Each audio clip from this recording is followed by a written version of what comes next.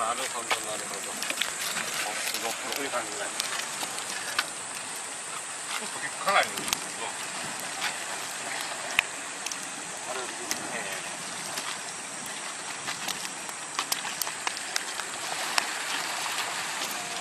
でこの木も燃えるように。こっちが燃えるように。あ、匂いが。なんだ。この匂い。何の匂い？ゴム？いやいや、いい匂い。本当だ。温バスタの匂い？あ、でも温バスタです。これかも。それかな。あ、いい匂いだ。ほんでこの間でガンガン燃やして。なんか香木っぽいな。ありがたい。ありがたい。ちょっと待って。そうしましょう。で、お買い物に何人か行って、で、ここで残りたい人は残って遊んでるの。貝を取ります。ああ、貝お願いします。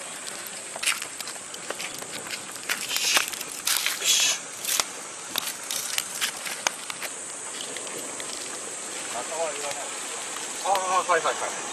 ナタはこれをね、割らない。これをこう。これは岩ガニだな。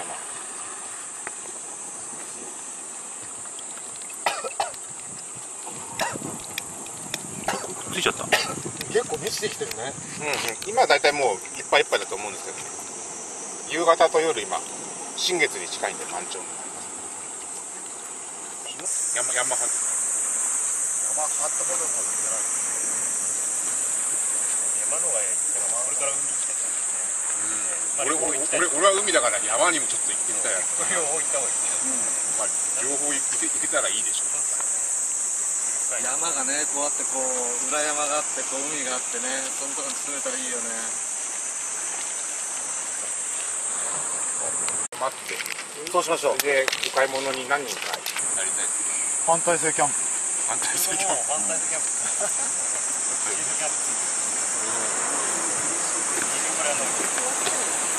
やっぱり海派正解。やる派でキャンプね。そうだな。でも合流できるようになってしようか。